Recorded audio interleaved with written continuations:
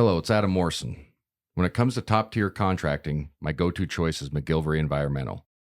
I know a thing or two about excellence, and that's exactly what you'll find with Kip McGilvery and his team. They're not just any contractor, they're the best in Spokane and North Idaho. From start to finish, they ensure your project is completed with the highest quality results. With years of experience and expertise, they handle it all. New construction, meticulous repairs, asphalt paving for residential and commercial properties, excavation, and even environmental remediation. So why wait? Reach out to Kip McGilvery Environmental today by calling 208-556-6384 for your free estimate. Don't forget to mention my name, Adam Morrison, and experience the difference McGilvery Environmental brings to the table. Again, that's 208-556-6384, McGilvery Environmental. My number one choice for all my contracting needs. M4 CPA is a family-owned accounting firm passionate about helping businesses and their owners create a secure future for their families. They pride themselves on the quality of their work and put their clients first, ensuring they get the attention and care they deserve. Their mission is to provide exceptional accounting services to help you achieve your financial goals. M4 CPA is all about building long-term relationships based on trust, integrity, and transparency. With a team of experienced professionals, they offer personalized solutions to meet your needs. If you're a Perimeter listener, here's an exclusive offer for you. Mention the Perimeter podcast when you reach out to M4 CPA and get a free business consultation to assess your financial strategies. So, if you're looking for an accounting firm that truly cares about your business, trust M4 CPA. Accounting you can trust with a personal touch. Learn more at m4cpa.com.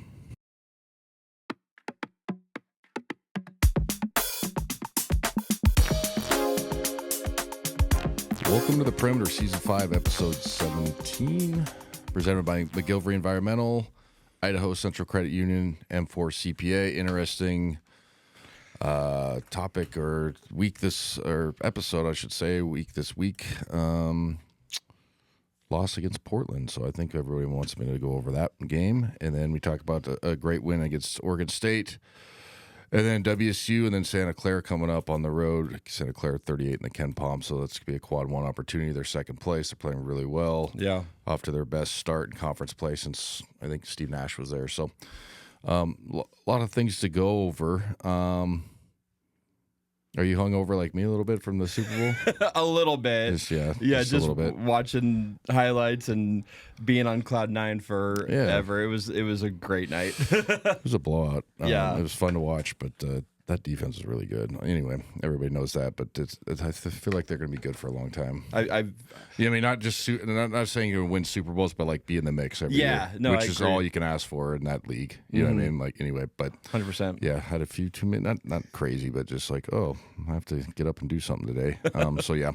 Anyway, Portland, right? So. The week before in the episodes, probably not going to go over anything. So I kind of have to eat crow a little bit. There were 240-ish in the Ken Palm or in the net or something like that when we played them. Interesting note, they were like 10-5 or 9-4 at home, so they obviously played better at home. That was apparent. But to start the game, they had the Foxwell kid, the kid from New Zealand. And New Zealand or Australia, one of the two. Sorry. And I know they're different cultures, blah, blah, blah. But New Zealand or Australia. Anyway, like you look at his numbers, he's averaging like 16. He's a freshman. He had, I think, 9 20-point games. So you're like, yeah, this guy could play.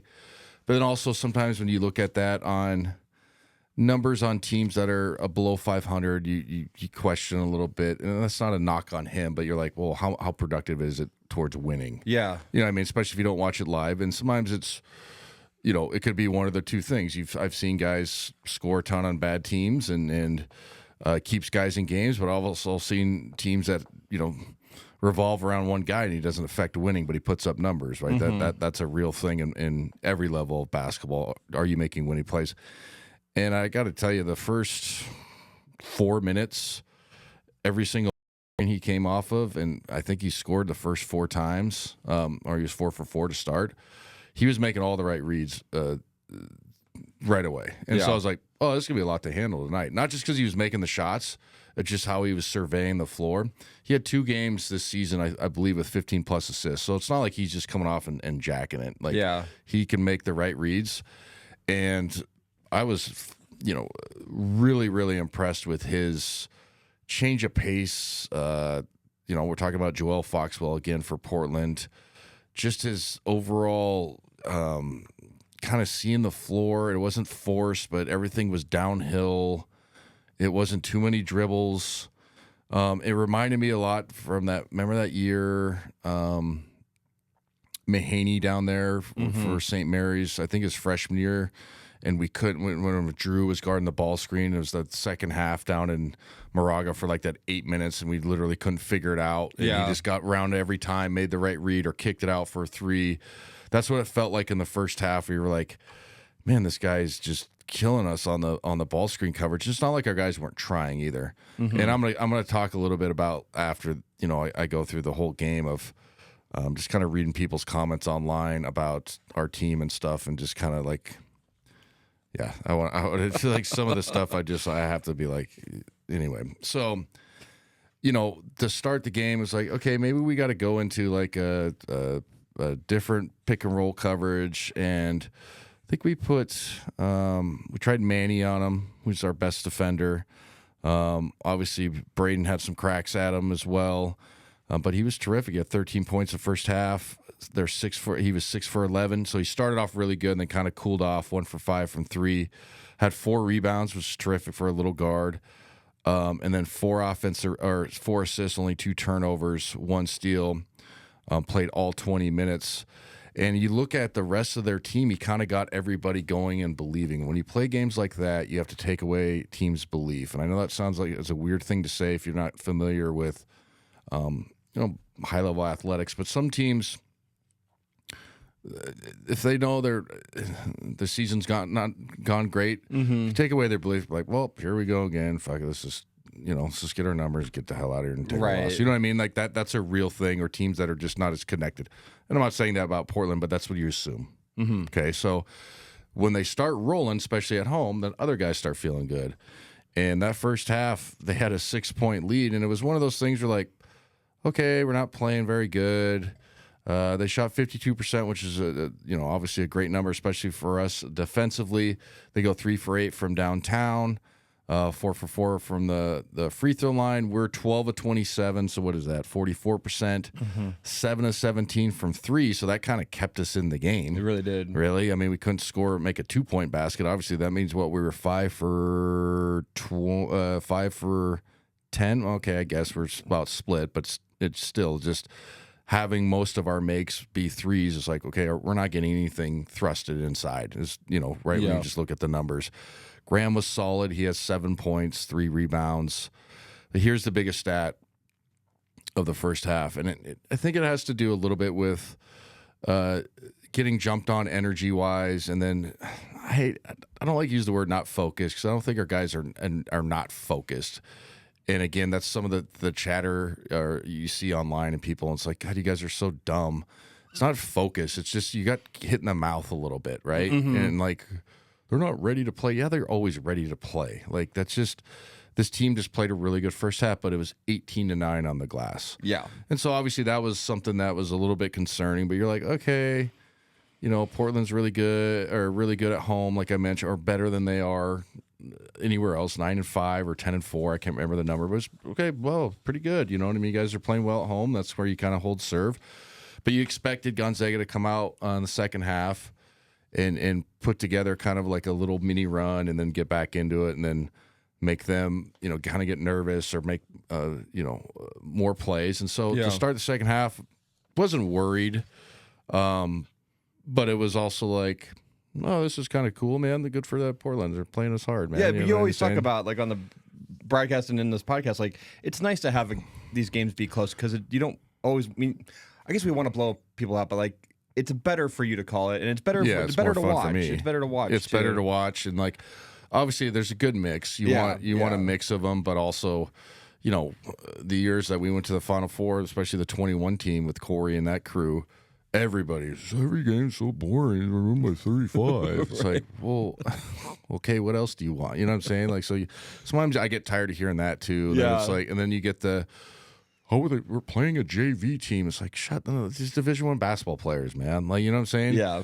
And like some of these guys, like this Foxball guy, I don't know how much they've been on TV, but he knows he's on TV. He knows he's, playing the number 6 team at the time in the country. Yeah. Probably he's like, how come I didn't get recruited to a place like that? There's, smaller college guys, have that. I had that chip on my shoulder, even though I went to Gonzaga. I didn't have any of their offers. I had that chip on my shoulder all the time. We played bigger teams like, I'm better than how the hell did they pick this guy? You know what I mean? Mm-hmm. Even if you're making it up in your own head. Yeah.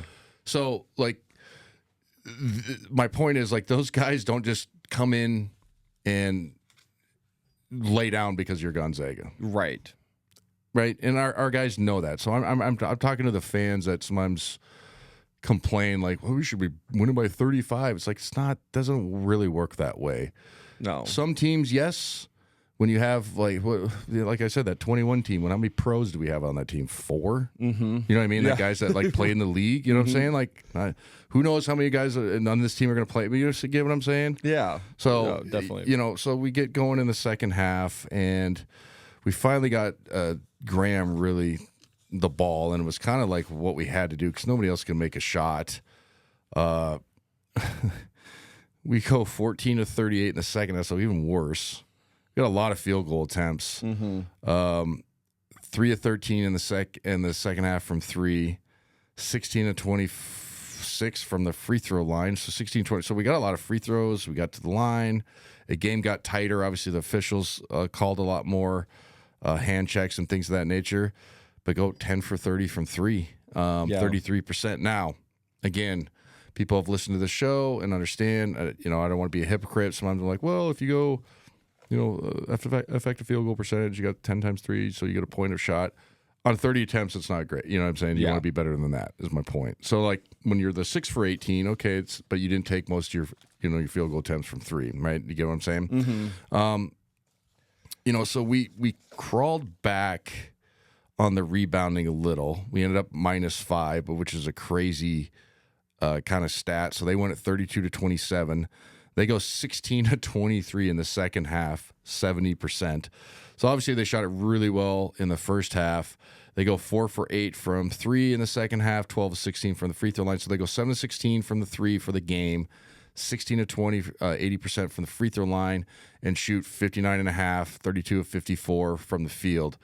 Those are numbers that you rarely will ever see in any college game, regardless, and then especially in the West Coast Conference, how good we have been defensively, especially the last 4 games prior to this with Braden Huff going down, and I've talked about how much better we are in theory on the perimeter defensively. So I attribute it to a couple things. They shot it out of their mind. That Foxville kid really just went bonkers in the second half again. You know what I mean? But again, he was 11 of 18, 3 of 8 from downtown. He had 4 rebounds, 8 assists, 4 turnovers. So he had a terrific game, 27 and 8 and 4, right? Okay, terrific game. We started to trap him, and other guys got open, but it was nice to see that. But they made shots that they normally don't make as far as, when you're watching the tape. Mm-hmm. So you got to attribute some of that. Some of it was defensively, our rotations were bad, especially on the weak side ball screen stuff, like low hole and stuff like that. And they got some layups. Yeah. So there was probably 4 or 5 of those field goals in the second half that were just bad rotation stuff. And so you got to be fair on, well, they shot 70%. It's like, yeah, if they shot 70% and there was a complete hand in their face, I'd go, great game, completely. If you really look at, how they made that run or how they sustained it with the 70% field goal percentage. A lot of it was bad rotations. A lot of it was Foxville splitting the defense, getting us, kind of scrambling around, no set defense and things like that. And then it wasn't lack of effort. It was just lack of urgency, I guess, on some of the rotations. And again, I don't like to give fodder to people like they're not playing hard enough. I think they were, and it got to where it just snowballed. Yeah. But that second half was, I mean, very unusual. They go 16-20, I mean, 70%, which is crazy. And they made some shots that were just, okay, congratulations. Yeah. But I gotta tell you, man, that Foxwell kid is good. And it's not just that. It's not just the game he had. I'm looking at, okay, how do you read ball screens? Do you disorganize the defense? Can you get in the teeth? Are you chucking every time? Are you looking for your teammates? He was doing everything. And he was terrific. And terrific freshman. Obviously, probably is going to win freshman of the year. You know, we have probably the other best freshman in the league, Fogel, but he hasn't played as many minutes. You know what I'm saying? Right, So yeah. like, he's probably going to win that award. Probably be an all league kid. Actually, I mean, his numbers are good enough. We'll see. They really are, yeah. But they had the Cameron Williams guy had a good game. He had 14. He had 5 and 9. The ball singer Webb had 13, 4 5. He has 9 rebounds as well. And then they get 11 from Garrett Knuckles. Nuckrolls.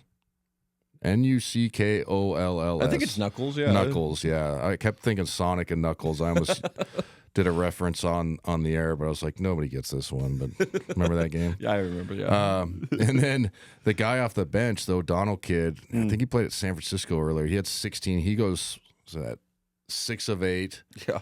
4 for 4. So, like, again, they had guys that kind of played out of their deal. Is it a bad loss on paper? Yes, because it's a 240. Does it move us a seed line? I don't know. Yeah, Maybe. maybe.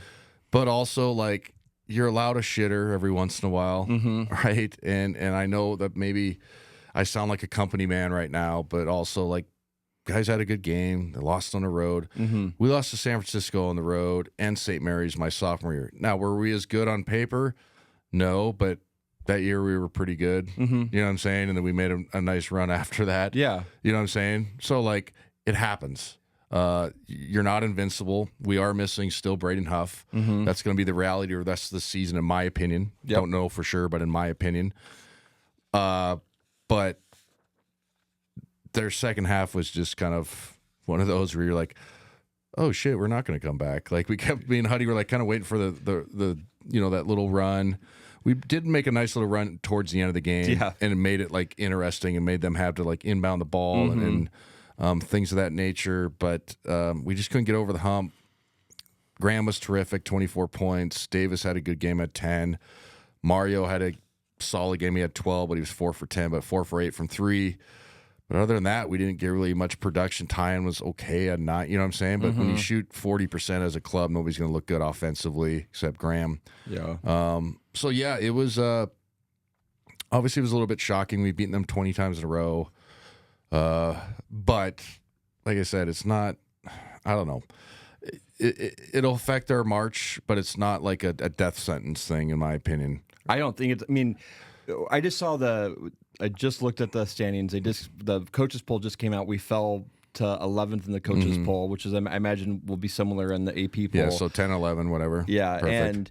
but I think the first thing I said after the game was just like, at least we lost this game right now. Yeah, like 100%. And the same thing happened last year, and yeah, Santa Clara or whoever we lost to on the Oregon road. State. Oregon State, yeah, there you go. And you're just, I mean, you just next game basically. Yeah, I mean, you just look at, you know, I know. So I had to come back home for my daughter's senior night, so I didn't go down to Oregon State. Obviously, watched it. So the itinerary completely changed, which I think people will find this funny. It was originally I think you were supposed to have a day in Portland, supposed to go to the Nike campus, obviously practice, and then probably do whatever they can do now that you can do with NIL or whatever. You know what I'm saying? Like, it's not, you know, be careful. Don't take a shoelace. You know what I'm saying? Right. Like, all right, let's go check out Nike campus. And then I think the itinerary changed to, I think, 11 a.m. They all got the fellas up, had breakfast, and watched the whole game with Coach Few. So I was like, I had to go home. I was like, that was one that I would love to sit in on, just to have shared trauma with these guys, because to go through that that PTSD again of watching a whole game when you know we're dog shit and you got to sit there and listen to it like, not clips. start to finish, Start to rewind, finish. rewind, rewind. Oh my gosh. So I was like, man, I would have loved to be in just to sit in it on that and just kind of be like, oh yeah. How long does a session like that take? Like a couple hours? Yeah, sometimes it does. I mean, and sometimes it's at least an hour. And the hardest part is to like stay engaged, obviously. Mm-hmm. And then the hardest part is like, this is gonna sound funny, but like try not to laugh because some of the quirks and stuff are funny because everybody's getting it. Yeah. So you have to act like you're not. Like when your friend gets chewed out. Like when you get chewed out, like a good chewing out's fun sometimes. When you look back at it, you're like, I kind of deserve that. Yeah. And it's funny if you think about it. And so, it was probably not a happy time. But I think overall, like I said, they have a really good second half. They shoot. The effort was okay, but again, I'm going to push back on some of the people like these guys are soft and all this crazy shit. And it's like they had a bad first half, and then they literally couldn't miss Portland, and then it snowballed, and we just couldn't catch up. Like it was too late. And also, like, okay, good for them. We'll never play there literally ever again. Yep. And they got that snide off their back or whatever, and rightfully so. Cool. I was going to ask you, what do you make of them shooting 30 3-pointers? See, that's where I think that game got kind of away from us. Was obviously Graham was terrific, but we kept going to him. But then it was like we couldn't turn the corner or anything else and get any thrust. And analytically, I've said it before. There's some people that think we don't shoot enough threes, just percentage-wise, and you could argue that they probably are right. But we make so many twos. Like what was that stat you had? Like third in the country or something, something like that. In twos or whatever. Percentage of our points at twos, exactly, right? yeah. So like, why would you go away from that? So there you go. There's the answer. Why? Yeah, I mean, if you don't, right, and if you do take too many threes, you don't make them. It looks terrible, right? It doesn't look terrible. It's hard to win.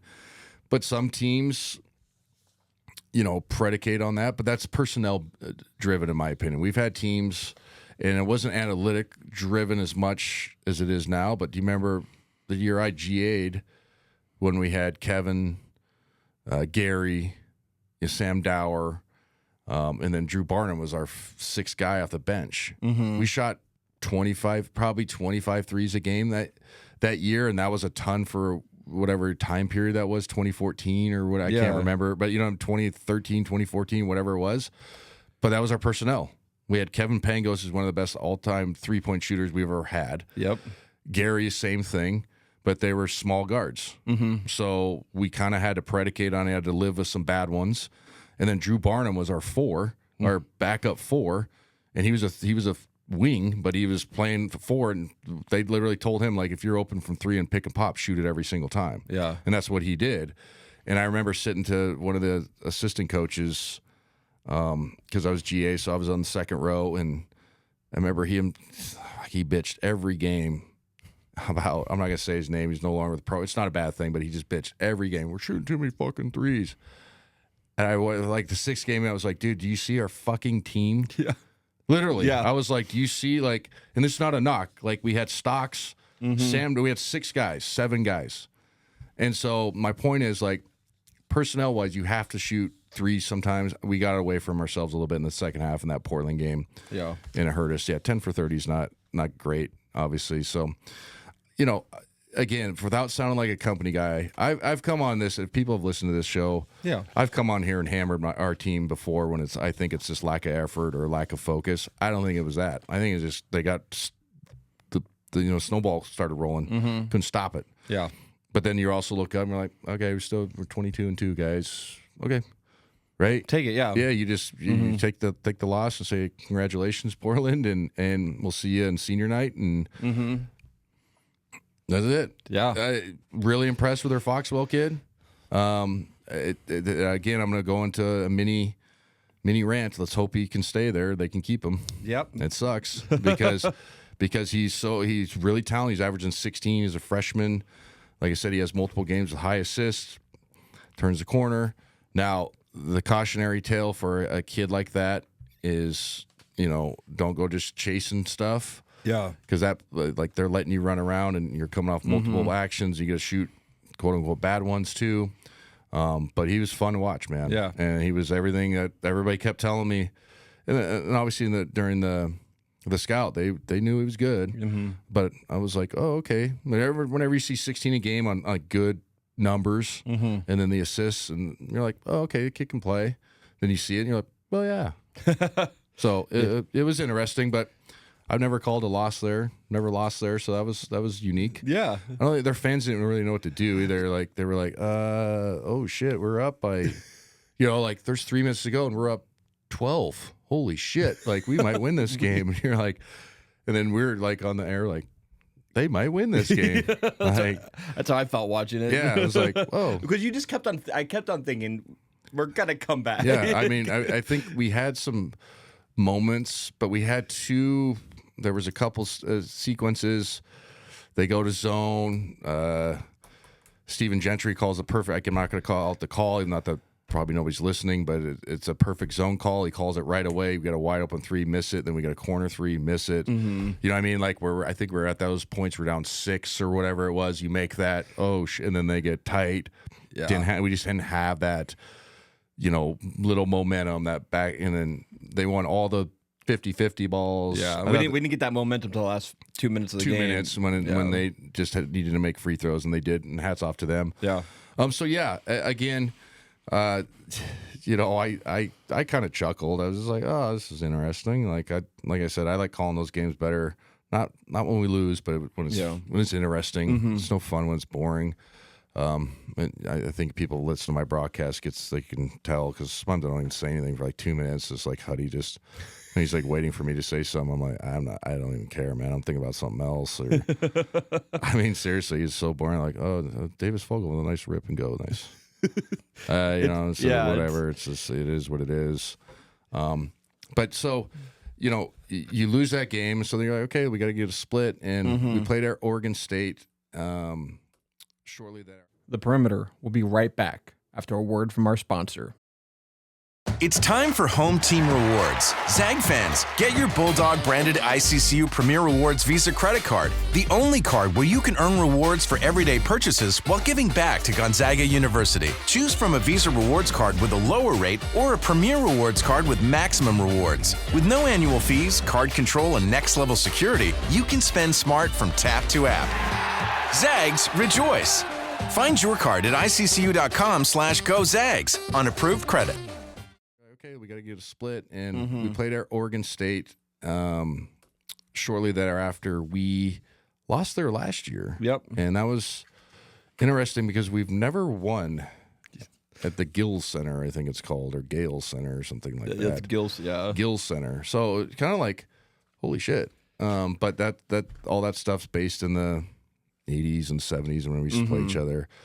I think there's a great story. Pretty sure it's true. Well, yeah, it's got to be true. But I think when Gary Payton was at Oregon State, they came up and played Gonzaga, and I think he reverse jammed and grabbed his nuts and got a technical, but pure fuck yeah, you know what I mean? Amazing. Yeah, because he was that good. Yeah, why do I come to this fucking dump? You know what I mean? It's awesome. I remember hearing that story. I think it was Tommy told me, and whatever. But when all those guys was the Fitz era, they were like, yeah, he was really good, obviously. So anyway.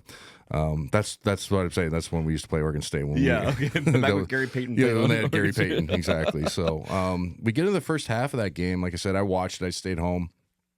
And you can't say enough about how good Graham's playing. Yeah. I mean, he has 19 points, 4 for 4 from the free throw line, makes a 3, 5 rebounds, 1 assist, no turnovers, plays all 20 minutes. We go 15 to 29, 2 of 6 from the 3 line, 6 of 6 from the free throw, plus 2 on the glass. They shoot it well, too. It was 12 of 22.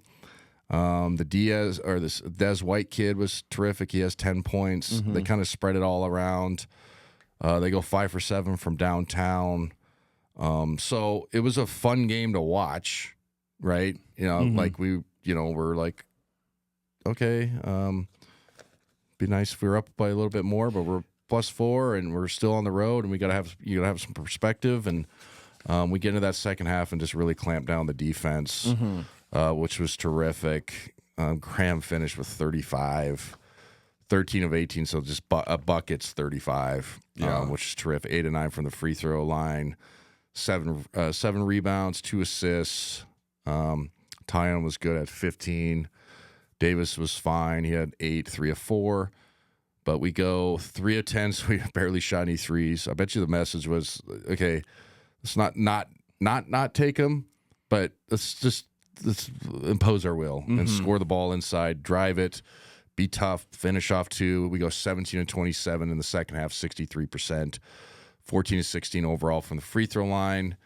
In the second half, we really clamped down. His defense was terrific, 7 to 21 for them.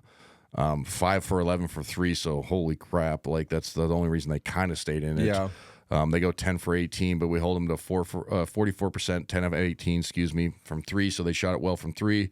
But other than that, we dominated every other aspect, 30 to 21 on the rebound, so obviously plus 9. How many turnovers we first? 9 turnovers, but here's the stat for that game. We have 20 assists, only 2 turnovers, lowest in the modern era or whatever. Yeah. Whatever, they've been keeping track of turnovers. So message was sent. Message was received. Message was taken in. It's a good bounce back win. Obviously, like, Oregon State's not the world beaters, but you got to play plays in front of you. And so I was proud of our guys for bouncing back. It's not fun losing a game like that, especially when you go on social media and everybody's, this team sucks, and all that stuff. And I get it. We have a good fan base, but sometimes it's just like, it's so the sense of like realism or whatever of reality for college basketball, college sports is just lost, I think, on some people. It's fanatic is fan fanatic. I get it, but like, and again, I'm not a guy that's like, you should like these guys no matter what. Like, I thrive on being a pessimist. I'm a glass half full guy, so I get it. Yeah. Shit's always going to be bad. That's how I live my life. Like, shit's always going to fuck up, whatever. But when stuff is good, for the most part, 99% of the time, you can't freak out about the 1%. No. You know what I mean? Like, literally, some of it's just like, it's so hard being a Gonzaga fan. I would be like, you're 22-2. The fuck are you talking about? Oh my gosh. Seriously, I just don't understand. I don't get it. I don't get it either. I don't. The immediate thing I hear from people after that loss is, well, obviously this team's not winning a national championship, and I'm just like, that's where your mind's at right now. I know, we always want to win the national championships. It's always the goal, but like, we go from losing just 1 game this season to 2 now, and now we're just like, it's over. It's over. Pack it in, guys. Fuck it. Just whatever. And it's just crazy. I don't get it. But like I said, people have a right to be upset. Yeah.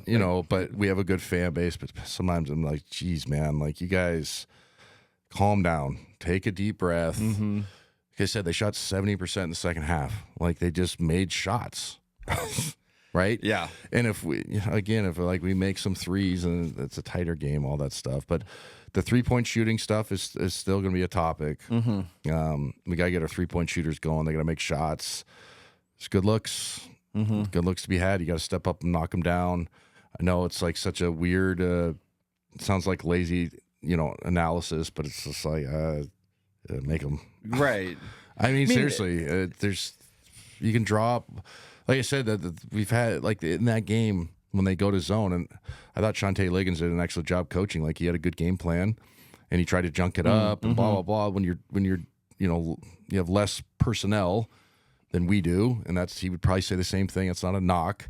You gotta scheme your way through things a little bit, right? You know what I mean? Like, and he did that, and so it threw us through a loop a little bit. So yeah, I think one of the best parts of the show is that you're an ex-player for Gonzaga, and you know what this mentality is like to go from one game to the next. Like, most fans don't have this experience, and so, like, when you talk about it, like, you bring perspective to losing a game like that. Yeah. But as a player, like, you lose a game like that, and like, Graham Ike was immediately there saying, made a YouTube video saying this will not happen again. Yeah. And I mean, what type of mentality would you have taken after a loss like this? I said, we lost to San Francisco my sophomore year at San Francisco. Mm-hmm. We just got our ass kicked. I think we were in 2-3 zone most of the time, and the bottom side, like weak side rebounding, got our ass kicked. I ended up getting benched the next game, or I didn't start. So the mentality was, obviously better get our asses in gear. Mm-hmm.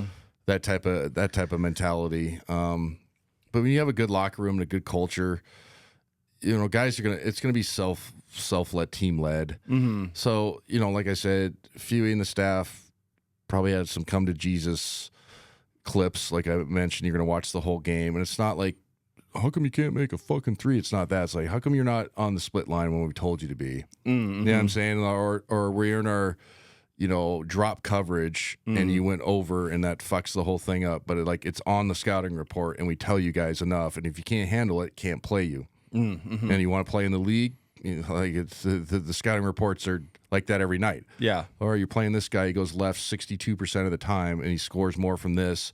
And they run a wide pin down. Are you going to top lock him? Or are you going to lock and trail? What are you going to, you know what I mean? You have to know it. Mm-hmm. So there's no excuse. But having a leader like Graham, having other guys who've been around Jalen, I know he's new to the program, but he's been around college basketball. He's a tough kid. All those things. Braden Smith, that locker room was like, let's go, guys. Yeah. And so I was proud of how they responded against Oregon State. And like I said, it's going to be a air quotes bad loss, but it's not. I don't think it's going to move us from like a whatever seed line 3 to 9 or something like that. Yeah. Maybe a seed line, maybe 2. I doubt it, 2. We also got to assume that we still got to go win some more games. We do. We have to. I know. So now it's now the WCC's shaking out, and we got Santa Clara coming up, Washington State on Tuesday. Tomorrow, again, it's no disrespect, but the Santa Clara game is, if we beat Washington State, it's most important because Santa Clara has only got one loss, us, and they're 38 in the Ken Palm, so that could turn into a quad 1. Yep. Right. So they're a very good basketball team playing their best basketball of the season in some time, like I mentioned at the start, since Steve Nash era. Yeah. So that's going to be an important game down there, and they usually kind of get it rocking in there a little bit. It's a fun atmosphere. So yeah, we got a lot of games that we got to go win. We got to play San Francisco again, who's good. They're a quad 2. They're a quad 2, yeah. And then obviously St. Mary's down there, and I assume it's going to be their senior night, so it's going to be, grab the pickaxe and let's go to war, right? But yeah. So again, we can complain about it, but it was a bad loss, I guess. But I didn't lose sleep over it. And I'm just being honest with you. Like, I was thinking about the game, like having a beer after with Huddy, and we're having a beer, and usually some of the athletic giving guys, you know what I mean? Just the staff. We talked about the game for maybe like 10 minutes, and it was like, oh, they made a lot of shots. You know what I mean? That's literally what it was. It's hard to compete with shooting 70% in the second half. 100%. Yeah. So that's where my thoughts laid, but. We're going to do the McGilvery's Foundation Player of the Week, Graham Ike. Yeah. Duh. Right? That leads in perfectly to, he is our McGilvery Foundation Player of the Week, which goes into our M4 CPA stat of the week. And I just thought this stat was amazing. It was over the past 5 games, Graham Ike has 146 points. Obviously, he missed a couple games in there. Yeah, there's 5 played games. 5 played games. Yep. And I was like, that's a lot of points over 5 games. And I was like, I need to put this in perspective, because that doesn't really mean anything if you don't match it up to other grades. Kelly Olynyk had, in a 5-game stretch, had 122 points. 13-14. 13-14. Kyle, Drew Timme in 2022-2023 had 138 points in 5 games. Kyle Wilcher had 143 points in 2015-2016, and then you had, in 5 games, had 185 points. 05-06. I wonder what stretch games those were. Anyway, doesn't matter. Yeah, he's playing at a high level. Yeah. He's really stepped up to being the only guy inside.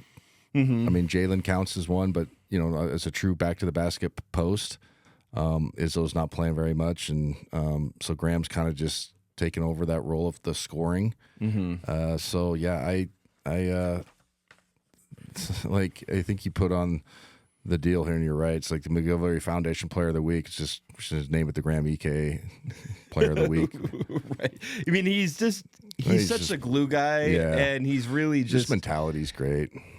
And I just think he's one of he's going to go down as one of the greats as a Gonzaga player, and yeah, that'll be something we have to talk about it. Maybe at our end of the season deal. Yeah, we'll do. And I don't hate doing it, but I know people want to hear it. Where you rank stacks up and all that stuff. Yeah, because it's hard because there's so many good ones, and then there's a lot of good ones that don't have the numbers that reflect the impact because it was a different time period. Definitely, yeah. And so, when you hear it from former players, a lot of times some people think, well, you're just saying that because you know him. It's like, nah, actually, that guy was a tough SOB, man. He was pretty good, but we were throwing, you played with me, you probably weren't getting the ball. Right. You know what I mean? Yeah. You got to get it off the rim if you want it. So, yeah, he's been terrific. And that past 5 games, that's the M4 CPA stat line is pretty cool. So, and I was gonna say I could not see game logs for John Stockton or Frank Burgess. Stocks probably didn't score that much. And that's not a knock. Frank Burgess he probably had. I think one season he was averaged like 38 or something. Like he's obviously second all time or whatever he was. I can't. Second or third or whatever. I think I'm fourth now. So yeah, he was third.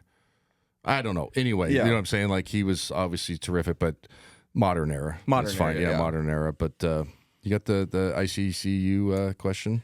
Yeah. So this is a question that comes from me. I was writing this last night after the Seahawks Super Bowl win, and it kind of struck me. This has been coming up a lot for the Seahawks over the last year. Is that the mob mentality, the mission over BS, and it feels like Gonzaga has always had a similar mindset. Anyone who's listened to Mark Few over the years knows that there's a consistent mantra there. And the question I have is what were some core ideas that you took from Fewy when you played for him? What really resonated with you at Gonzaga that stuck with you throughout your playing career and then on to coaching? I think just attention to details. And I've talked about it on the show, you can go into a preparation for a Sweet 16 game or Portland. Obviously, there's going to be a little bit more hype for the Sweet 16, but it's pretty much going to feel the same. Yeah. If you closed your eyes and you didn't know what the what game it is, you're going to get a full detail on 1 through 10 guys who play. Yeah. And you're going to get a full detail on what they run, and you're going to get a full detail on how to guard it. Yeah. And he never takes that lightly. So a lot of good coaches are like that, but it's when you see it up in person, you go, oh, okay, this is why they've been so consistent, because he doesn't take any slack on that, and the assistants don't either. It feels the same, and so it just creates a standard of this is how hard we play, this is how detailed we need to be, and this is what I expect of you. Yeah. And so when I've obviously I just coach youth sports, but I try to have the same mentality, this is how hard we play. Yeah. This is what I expect out of you every single time. I know we just beat that team by 35 2 weekends ago. Yeah. They're pretty good, you know what I mean? So that's the biggest thing I've taken from him is attention to detail. And all good coaches are like that, but until you experience it and see it up front, you wouldn't know what it really means, because it borders on the line of not obsessive, but OCD, but you can't be too hard on it, because then it drives people the other way. Yeah. So you have to have a fine balance with it. But I mean, former players will attest, there's been so many shoot arounds where you're kind of dicking around a little bit, and he'll just lose his mind because he's and we're playing Pacific for the second time this year, and we won by 40, whatever. And he'll lose his mind on somebody, but he's right, and this wakes everybody up. It's like, no, man, let's pay attention to what the F is going on. Yeah. So yeah, that's the biggest thing I've taken from him is attention to detail every single time. Yeah. At all times. So I always so interesting to hear I just don't think fans know how much goes into No clue. you think I think people just think the players just go, like I used to probably think this, the players just go out in the court and they just play. And like there's so much more that goes into it. And when you have guys that are like Jalen Worley and like Ike and who, I mean, even Steel Venters, who like they know X's and O's, and they're all probably gonna be coaches someday. Yeah. And then you look and you watch this team play, like you see it, like they know what they're doing, but I think it just shows like the consistency that there's a sequence that kind of encapsulate that whole idea of how detailed you have to be as a Division I player, obviously a pro, and then what your coaching staff give you. It was Jalen's year, so the COVID year, and I think we were playing BYU, and BYU during that year ran like a weird weave triple ball screen action, but the third ball screen was basically the scoring ball screen. Obviously, they would turn the corner if you messed up your coverage on the first two, but they were trying to get you to be in a certain position so they can come off and run their action, and their guard can make their reads, drop pass, floater, pop, right, hit the corner, all those things. And I remember we win that game, and that's when BYU, they're still obviously really good, but it was when they were battling us in our league. And I remember going up to the office, and Huey and Tommy were up there because it was COVID, so it was like, hey, let's go sneak in our office, have a beer. It's like when because everybody had to go home. Yeah, it's like when we were calling them up top. Oh, yeah, it was that year or whatever. Yeah. And so I was like, Tommy's like, hey, Mo, do you like that shit? I was like, what are you talking about? He's like, did you notice on the ball screen we had 3 different coverages for every single on the all 3 of them during the one play? Oh, wow. And it fucked them up. They didn't know what to do. So my point is, like, the attention to detail on that was he had 2 different coverages on the first 2 actions, and then the third one was a different one, but like in the flow of it. And you have a guy like Jalen Suggs, who's a lottery pick, but a freshman. Yeah. But the attention to detail, like, okay, can you handle this? Because other teams would be like, nope, we are going to show by hell or high water, we're going to show no matter what. Yeah. And they get their ass, whatever. Yeah. You know what I'm saying? So my point is, like, though that staff, Huey, obviously Tommy, you know what I'm saying, have that mindset of just the attention to detail. And I remember, because when he said it, I was like, oh, no shit. Yeah, you're right. You know what I mean? Because I kind of noticed it, but I didn't say anything. And then I was like, oh, yeah, like first one you were going over the top, and then second one you went under or whatever they were doing, and then the third one you trapped it, like, but it was just like boom, boom, boom. But boom. as a player, you have to be on the floor and have to know it right away. What they're doing. But they're going to give you the staff is going to prepare you. That's something I'll say for anybody that gets online or whatever. And like, again, you're entitled to your own opinion, but when it's these guys aren't prepared, or that's bullshit. Yeah, 1,000%. And it's not even a company line. Me saying that, company man type of deal. Yeah, you're completely prepared. Scouting reports, multiple views on clips of how they run stuff, walk through, practice, walk through again. You got to. There's no excuse for not knowing. Now you can make mistakes in live action. That's not what I'm saying, but like, okay. Do you remember the game? Start of the year, Braden Smith. I think it was game number 1 in the arena. Whoever played Oklahoma or whoever it was. Yeah. Do you remember? Guy goes left. He overhelps right in front of our bench. Guy hits a 3, and Coach Few just fucking loses his mind. He got in like the doghouse because of that play, but it was kind of like and he's been terrific. I've talked about that, but it literally said on the scouting report, "Do not help off of," you know what I mean? Yeah, like, you're right. Literally, like, don't do that. Just like let him go by you and they're telling you. So that's my point. Yeah. Like, you're going to have exactly what they want you to do. And if it doesn't work, they'll get you out of it. But also, you're going to be prepared. Yeah. Every single time. So to go back, long-winded answer to your questions, that's one thing I've taken from Huey's, like, always be prepared, never assume. Yeah. And it does wonders for programs. And I've told high school coaches that. I'm like, in my opinion, this is not a knock, but like in high school basketball, if you play hard and you're prepared, like you got half of it, like Yeah. and you can win a lot of games just on that because your talent fluctuates. Yeah. You know, you kind of get luck of the draw, whoever lives in the district. Totally. Right? And there's some coaches like you, like some years, obviously they're terrific, and the next years they're not so great, and you hear parents complain, you're like, the offense, the scheme didn't change. No. It's the Jimmies and the Joes, not the X's and O's. I hate to break it to you.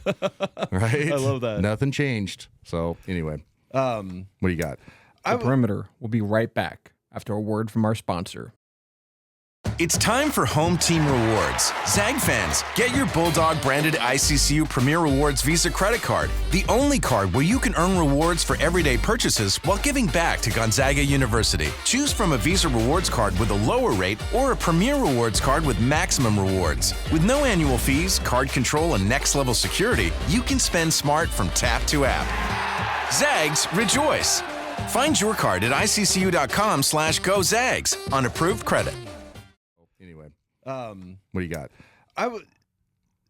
We obviously talked. We didn't not talk about too much about the games, but the Santa Clara game coming up is huge. Is there something that you'd like to see this team come out and do against Santa Clara? So they are a terrific three-point shooting team this year. They always are. They're really good offensively. Let me delve into their numbers real quick. So we're going to have to be really good, especially in transition. Do you got the numbers real quick in your stack right there, Santa Clara's? Yeah. Yeah, thank you. Let's take a quick look. So they're shooting 34% from three, ton of volume, 750. That's a lot. Yeah. Their top half of their scoring guys are 40, 35, 40, and 35 from three, so they can score. They can shoot three. Another guy at 35 that's taken 126 attempts. I can't even say that guy's last name. Look at that. Look, number 2, Sash Gava. I'm not going to try. Gavglog. I think I feel like when Huddy says it's like Gavalugov. Yeah, that's what I'm going to get. But anyway, they have 3 guys scoring over double figures, 16, 14, 11. But it's like it always is with this team. You have to get back in transition, and it's a KYP game. Know your personnel. You got to know who you're guarding, who you can help off of. Obviously, it's going to be a road mentality. They get live in there. It's a cool little gym, man. It really is. It's like, it was the first nice one of the WCC. Okay, if that makes sense. Yeah. So they used to have the conference tournament there. Like I said, it's going to be kind of crazy. I played 2 conference tournaments there. I think I won an MVP. I don't know if I won it the second year, my sophomore year. Anyway, we won basically a buzzer beater, stormed the court on their court against them my freshman year. That's like an all-time memory for me. I was on the floor late in the game. You know what I mean? Like I was in the game. It was cool anyway.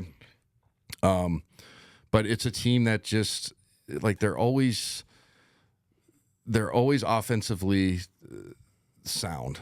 So you have to just, if you can understand their actions and guard them kind of one-on-one, doesn't mean you don't help. They're trying to space you out and get you to overhelp and splash a bunch of threes, make them take tough contested twos. That's for everybody. Right. But especially with them, then you're usually more superior inside.